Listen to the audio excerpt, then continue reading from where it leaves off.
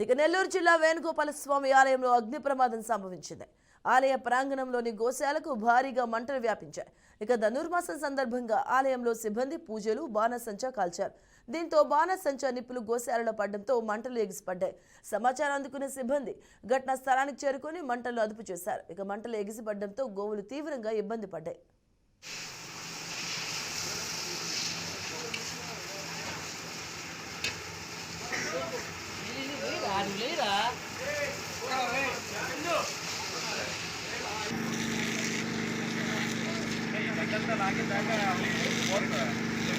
అంటే ఒక సైడ్ ఒకవే ఉంది.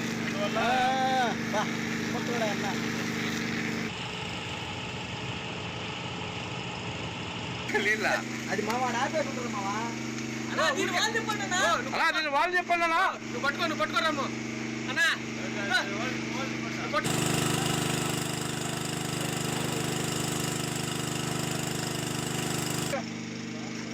అన్నా వాటర్ వదలనా.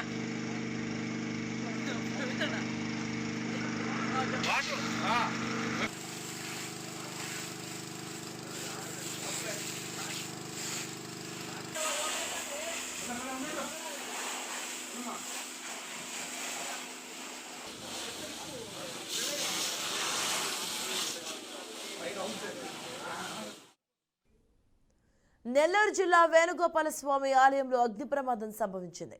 ఆలయ ప్రాంగణంలోని గోశాలకు భారీగా మంటలు వ్యాపించాయి. ధనుర్మాసం సందర్భంగా ఆలయంలో సిబ్బంది పూజలు బాణసంచా కాల్చారు. దీంతో బాణసంచా నిప్పులు గోశాలలో పడడంతో మంటలు ఎగిసిపడ్డాయి. సమాచారం అందుకున్న సిబ్బంది ఘటనా స్థలానికి చేరుకుని మంటలను అదుపు చేశారు. ఇక మంటలు ఎగిసిపడడంతో గోవులు తీవ్రంగా ఇబ్బంది పడ్డాయి. ఇదే అంశానికి సంబంధించిన పూర్తి వివరాలు మా కరెస్పాండెంట్ మురళి అందిస్తారు. మురళి, పెను ప్రమాదం అయితే తప్పిందని చెప్పుకోవాలి.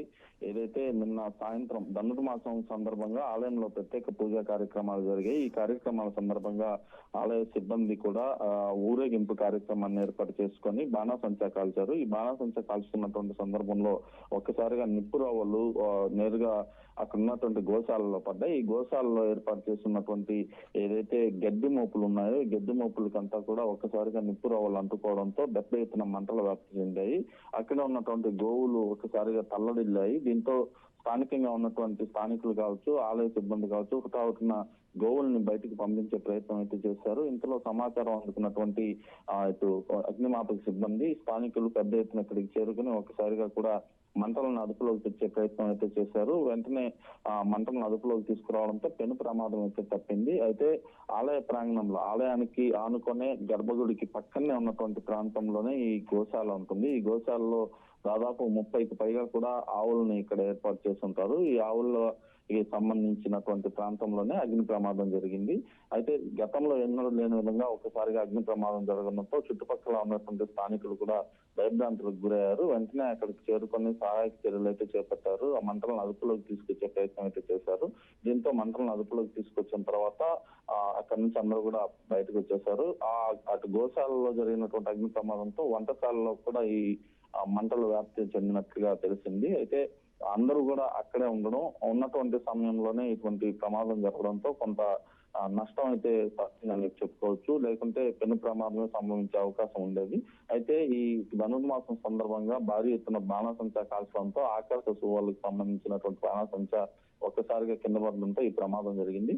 ఆలయ అధికారులు అయితే అప్రమత్తమయ్యారు. అయితే దీనిపైన స్థానికంగా ఉన్నటువంటి ఏదైతే నాలుగుపట్నం పోలీసులు కూడా ఘటనా స్థలం చేరుకొని విచారణ అయితే చేపట్టారు.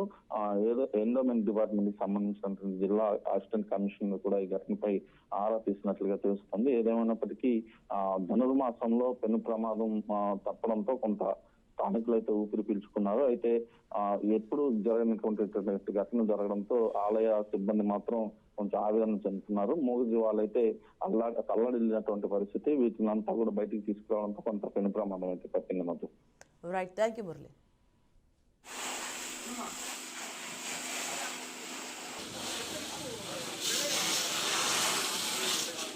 Right,